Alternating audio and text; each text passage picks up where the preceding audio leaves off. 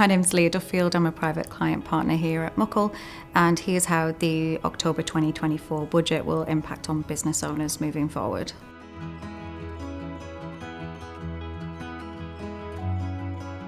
There were a lot of shock announcements in the 2024 October budget. We knew it was going to be impactful, but it exceeded our expectations.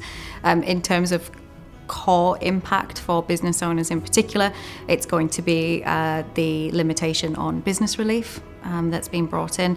So historically, you would be able to pass relievable assets, so assets in a business, to your beneficiaries at a 0% tax rate.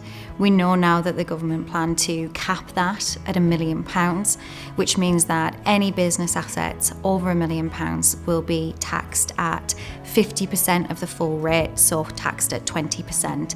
Businesses will, moving forward, have to find the funds to be able to pay that tax. So it's going to have a huge impact on how people plan their businesses, how they will pass. We're going to see a lot more lifetime giving of business interests during people's lifetimes, rather than keeping them in their estates until they die. Another big change which is going to impact a lot of business owners is that pensions will now be brought into inheritance tax, which means that if you have a pension, the value of it will be included in your estate for inheritance tax purposes.